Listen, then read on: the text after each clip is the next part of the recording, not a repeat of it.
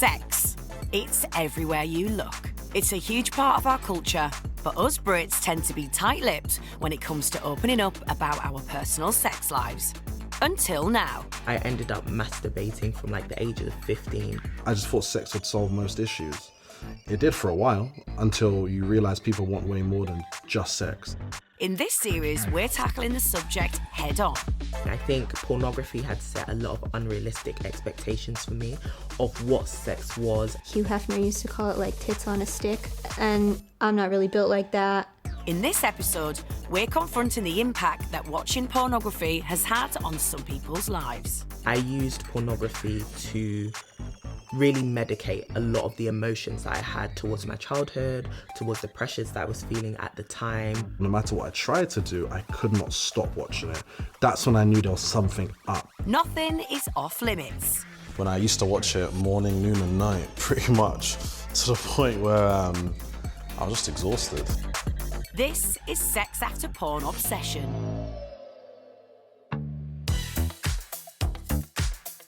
From the ancient Egyptians to the Victorians, from lads' mags to online sex platforms, people have been viewing porn for centuries. It's nothing new, but technology means that porn is now more accessible than ever. Research by UK addiction treatment centres suggests that 8.8 million adults could be watching porn on a weekly basis. These people might look very different, but they all have one thing in common. They all started watching porn from a young age. We've brought them together to discuss how their porn viewing habits developed and how it's impacted their relationships. So tell us more about your childhood in North Carolina. It's interesting, I guess, because like America and the South in general is very like religious, and I grew up in like a very religious sort of like area and that kind of upbringing. So that's kind of like what brought me around to like finding porn and stuff like that, was because I was just taught like abstinence and stuff. Yeah, same. So that's kind of what brought me into it. It was a Baptist church. My uncle was the youth pastor there. It was very, you know, women have their sort of role. I didn't really grow up necessarily like looking forward to my life. It was like growing up looking forward to my wedding. And I never really wanted to get married, so I didn't really know what else was for me. But it was very much like very strict gender roles that we were sort of expected to live up to. I wasn't raised in like a really strictly religious environment, but similarly, I guess culturally, you don't really talk about sex like in church with your family. You don't really do that. My parents are Ghanaian. They are very traditional, very cultural, and it's quite a conservative culture as well, so you don't really talk about sex and things like that. So liking boys was something that was kind of like, you're feeling it, but you don't really talk about it. You definitely don't talk to your parents about it.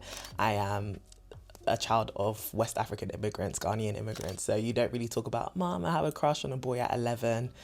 Read your books, basically, would be the answer. Life for me was quite interesting. So my father died on Christmas Day when I was 6 years old, and I think I never understood what the loss did for my life at the time. So when I hit puberty, I didn't understand the things that were happening within my body. So I started to have a lot of questions, for sure. I think as any young boy does. The changes that were happening in my body, the girls that I liked at the time, or just what it meant to be a boy / becoming a man, coming of age in some ways. I went to an all-boys school, so you could only imagine what it was like. I'll never forget one of the guys in my class, actually, he showed us porn on, do you know PSP? Yeah. He downloaded it my onto it, and I remember we were watching in the back of class, and I think we were just all quite fascinated, but a lot of the boys were having sex way before me anyway. Oh, wow. So I was pretty much quite a late bloomer. I was quite a shy, introverted kid. And I remember for years it was, I used to watch on my computer, made sure before my mum got home, wiped the internet, history. And this lot aren't alone. In a world where it's increasingly available, some kids have seen porn at younger ages than you might expect. On average, children first see pornography aged 13, according to research. And 1 in 10 of those surveyed have seen porn by the age of 9. I was 11 years old when I first started watching porn. I was introduced to it by a friend of mine that I used to walk to school with every single morning, and it was fascinating. I was almost hooked immediately to this. idea or the sounds that people sound like they were just having fun. It looks like, wow, what is this that people are doing where they look like they're just having the time of their lives? So I first started watching pornography when I was around 9 or 10. I was still in primary school. So it started off being like maybe on the weekends or sometimes before school. And then it turned into almost every day, like in summer times. And that was when I started to realize this is having a negative effect on me because I'm doing this way too often, like way too often. And I would say that realization really came when I was about 13, 14, where I was like, oh, this doesn't feel like exploration anymore. This feels like dependency. I think for me it was just like more casual, like exploration. I didn't like have any certain like go-to things. I was just like curious what people was doing, and the more weird stuff you find, the more weird stuff you find. Absolutely. So it was kind of like that. But I sort of like dipped in and out. I was probably starting to question things at the age of like 12, 13, and really starting to look more into what actually was sex. Obviously we know what porn is now, but even at that time I think it was like a little bit different, and I think the beauty standards were very specific about thinness. It's like, I think Hugh Hefner used to call it like tits on a stick, and I'm not really built like that. And so it was a lot of comparison and that kind of stuff. But then it was all a performance, but you don't know that then. Porn distorts your image of sex, of women, of real life relationships. So I think I became very complacent. I just thought sex would solve most issues. It did for a while, until you realize people want way more than just sex. It's not enough to sustain a relationship. I didn't have my first like sexual experience, well, proper sexual experience, until I was about 14, 15, and then I like lost my virginity when I was 18. And that, like, losing my virginity your first time, that's like so romanticized, was so terrible. Yeah. Like so disappointing. It never felt like real life matched up to the high that I got, or the satisfaction that I got from watching pornography or masturbating. I think pornography had set a lot of unrealistic expectations for me of what sex was, and it didn't live up to the fantasy I'd created in my mind. My first time's gonna be like this, and it's gonna feel like this, and I'm gonna be screaming like this, and I'm gonna be flipping like it was nothing like that. Like, over half of the young people who responded to a survey agree that viewing online pornography could affect behaviour. The research correlates porn use with the potential for real-life aggression and coercion. When the research was published, the Children's Commissioner for England said that she was deeply concerned about sexual violence in porn. So did you think it was real too then? Like, because when I first found porn, you're like a kid, it's like, this is what it is. Literally. This answers the question, this is what everyone is doing, this is the thing. Yes. Yeah. And I think when you're a young mind, that's just what you think. You Yeah, think you're very impressionable. Yeah, and you just think like you said, this is what it is. And then you get older and you're like, no, it's not. Like, it's not as perfectly lit. It's not as cute. It's not as seamless. It's not as neat. He's not going to last for so long. He's not going to last for so long. I expected sex to not be about me. That I expected it to be about like my partner, probably like a man. I didn't expect it to feel good. You know, porn doesn't end in a female orgasm, it ends in a male orgasm. And I just was like, oh, well, that's what it is. I think it did play out in my first sexual experience because I wasn't there. I wasn't enjoying it. I was worried about what I look like, what I was supposed to be doing, and am I any good because I don't know. And then I just felt really sad and sort of empty, that I must have missed something, but I didn't know what I had missed. One thing, I don't know whether you found this, but when you watch porn for such a long time, it's hard to be present. Sometimes your mind can just start escaping into other things, and you really have to teach your brain to come back into the moment. When I was watching it, watching porn for the whole day, I realized there was an issue when I had no energy to do anything. I didn't want to play football, and I just wanted to be inside, but there was the guilt and the shame that came with it. And no matter what I wanted to do, or no matter what I tried to do, I could not stop watching it. That's when I knew there was something up. I knew there was something up when I kept chasing this constant high over and over and over again. But as I became older, I realized, wait, there's something actually wrong here. It's almost in some ways it felt like it was beyond my control. I used pornography to really medicate a lot of the emotions that I had towards my childhood, towards the pressures that I was feeling at the time, social pressures, educational pressures, familial pressures. I had a conversation with a friend actually who was like, you know, masturbation is actually really good for you. Like, orgasms are good, they relieve a lot of stress. And so that was then my entry point into, okay, cool, I need something to relieve that stress. And I ended up masturbating from like the age of 15. If you're looking for sexual empowerment, which I think every person, especially women, need to have, where you can say, this is what I like, this is what I want, this is how I want to be satisfied, I do actually want to experience sexual pleasure, I don't think that education and that power completely comes from pornography. And I think sometimes it's sold to us that way. I used to watch it morning, noon and night, pretty much, to the point where I was just exhausted, as you could imagine why. Yeah. So yeah, that's when I realized it was actually an addiction. But also, when I spoke to my friends about it, we all spoke about how we wanted to quit. Not everyone who uses porn habitually would describe themselves as addicted. And porn addiction is not officially recognised as a formal diagnosis. Some mental health practitioners treat problematic porn use as a compulsive sexual behaviour disorder.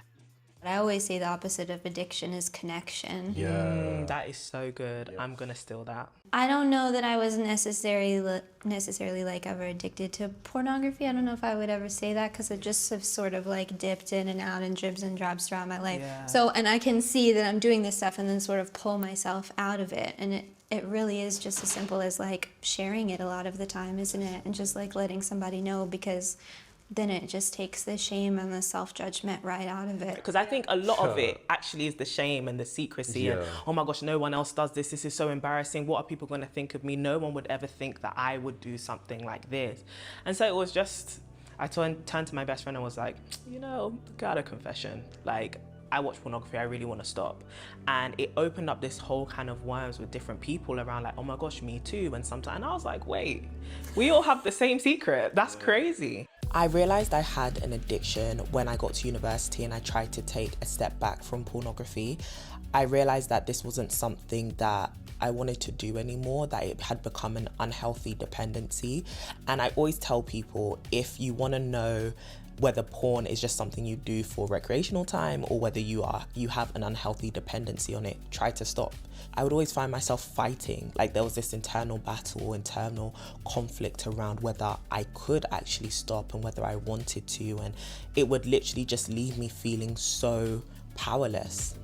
For me personally, I stopped watching pornography when I was about 19, 20. Wow. And then, ended up just going on like an abstinence journey and was just like, I need to really reframe how I see sex. We all can start to think that when you watch pornography so much, you can start to think that like sex is just this need that always needs to be satisfied. Your sexual desire and that urge is what you were saying about the surfing the urge or urge surfing. Well, some people say you're not horny, you need a hug. Yeah, or like you just need some other kind of dopamine kick, like go to the gym, go for a run, go and talk to people. But then when you go to the gym, you get more horny. Interest in voluntary or intentional celibacy, which is when you choose to abstain from sex, could be on the rise. The celibacy hashtag has gained more than 195 million views and counting on TikTok. Sex is great. It really is, and it's special. And for me, I have to redefine what it actually means to me. I actually wanted to be safe. I wanted to feel seen.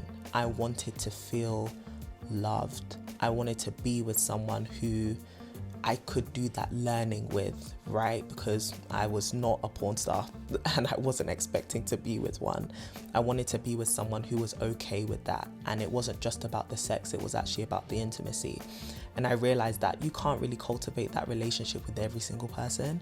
And so I was just like, you know what? In order to no longer see men as objects or people as sexual objects when we first start dating or first start talking. And so I just decided to take sex off the table.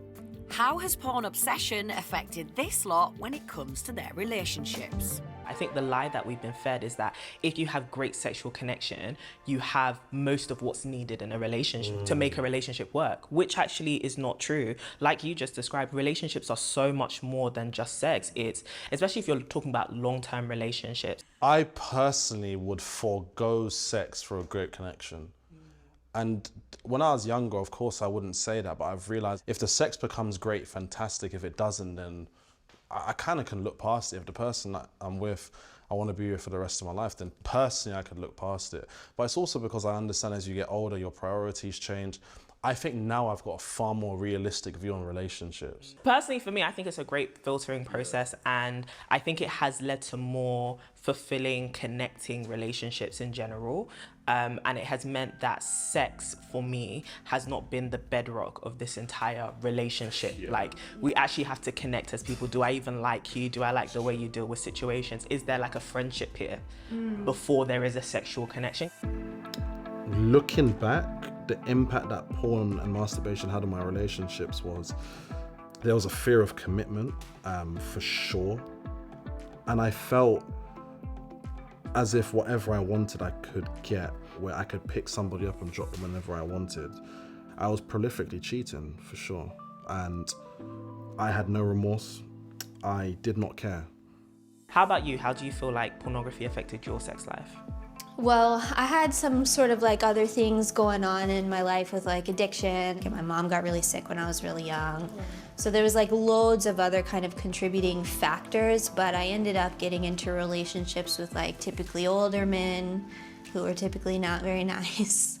And it was just me replaying this dynamic that I was really used to and familiar with, like almost like what you were saying, you just get comfortable, like, and I was comfortable just performing, doing whatever I felt like I was kind of like supposed to do.